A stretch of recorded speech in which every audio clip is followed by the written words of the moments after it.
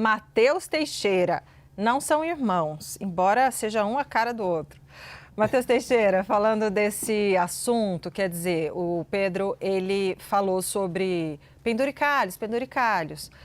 A gente viu que na decisão do Flávio Dino, ontem que você trouxe, o Dino cita alguns penduricalhos que eu gostaria que você relembrasse aqui, que eu acho que é importante para quem chegou agora, e também que é o seguinte, olha, os supersalários, aqueles que não foram aprovados pela Câmara, pelo Congresso Nacional, porque ainda há fura-teto, mas aprovado, né, pelo Congresso Nacional. Queria que você explicasse essa diferença.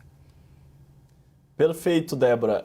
A situação ali no Supremo agora é de constrangimento. O Supremo já tem ações que tratam de penduricalhos há muitos anos. E agora o ministro Flávio Dino tomou iniciativa em uma ação apresentada em dezembro do ano passado, portanto muito recente, e forçou o debate. Agora está esse constrangimento. Como que o Supremo, que hesita em uniformizar o pagamento dessas verbas indenizatórias há tantos anos, agora vai continuar na mesma postura e derrubar a decisão de Flávio Dino?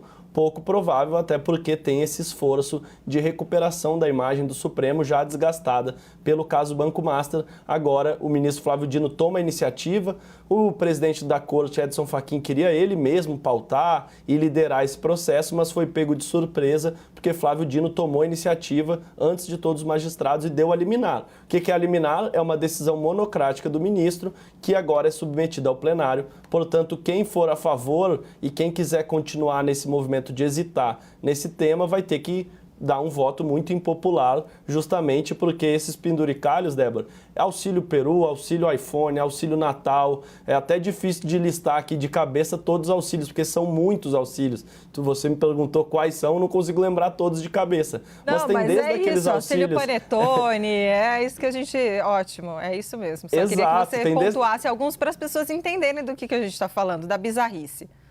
Perfeito, porque tem desde aqueles auxílios legítimos, um auxílio moradia, por exemplo, para um juiz de um estado grande que é deslocado para uma comarca muito longe de onde ele passou no concurso, tem auxílios de fato legítimos, mas os auxílios legítimos acabaram aí se confundindo e entraram no mesmo bolo, porque virou tanta coisa, tanto benefício imoral, que até os benefícios legais e que tinham sentido também entraram no mesmo bolo, e agora vai ter que ter essa explicação geral. O ministro Flávio Dino determinou que os órgãos mandem uma lista para que todo mundo saiba quais são esses auxílios pagos atualmente. E essa questão que tu falou também do Congresso, que é outro ponto muito interessante da decisão do ministro. O que ele diz? Esses auxílios, essas verbas indenizatórias só podem valer se tiverem sido aprovadas por lei. Hoje, a maioria desses auxílios são decisões administrativas tomadas dentro do próprio tribunal. Os desembargadores, juízes se reúnem e tomam uma decisão interna, como eles têm autonomia orçamentária,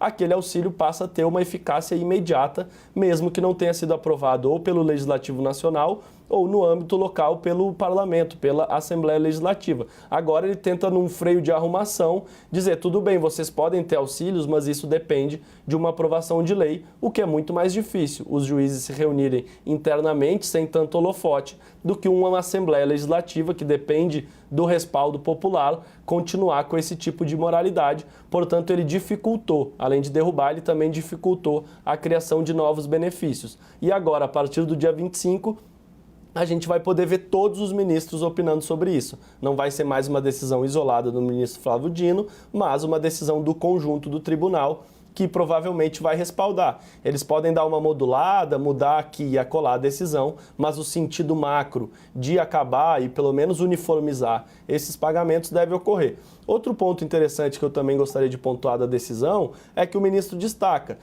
são verbas indenizatórias que não têm incidência de imposto de renda, ou seja, além de não ser incluído no cálculo sobre o teto constitucional, e justamente por isso os salários extrapolam aquilo que manda a Constituição, também tem essa questão mais forte ainda do imposto de renda. Como é uma verba indenizatória, além, vamos supor que o salário máximo é de 46 mil e com esses auxílios o salário chegue a 60 mil. Essa diferença não tem o pagamento de imposto. Então, o que é imoral já o pagamento em si do auxílio fica ainda mais injusto e ainda menos igualitário em relação ao restante da população, que todo mês tem ali um pouco ali na fonte já pegando o seu imposto. Portanto, é um estado de coisas como diz o próprio ministro na decisão, que o ministro tem uma linguagem um pouco mais simples do que essa linguagem jurídica normalmente usada, que é o império dos penduricalhos. Aquilo que começou como uma coisa isolada em um ou outro tribunal, hoje a gente vê que o estado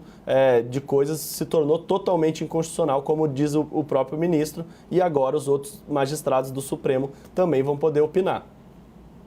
E, em geral, né, esses penduricalhos, eles só cessam na aposentadoria, né, a maior parte deles. Enfim, muito obrigada, Matheus Teixeira, te chamo de novo. Pode falar, claro, diga. Não, eu só ia complementar que cessam na aposentadoria, mas às vezes não cessam, e ainda tem outra questão que o ministro aborda, que é a retroatividade. Então, muitas vezes eles determinam a criação de um auxílio e ainda falam, olha, a gente merece esse auxílio e não só merecemos daqui para frente, como isso deveria ter sido pago nos últimos 5 anos. E nesse cálculo eles ganham aí dinheiro de uma vez, uma bolada muito grande. Portanto, não só daqui para frente, como daqui para trás também essas decisões administrativas que o ministro ataca.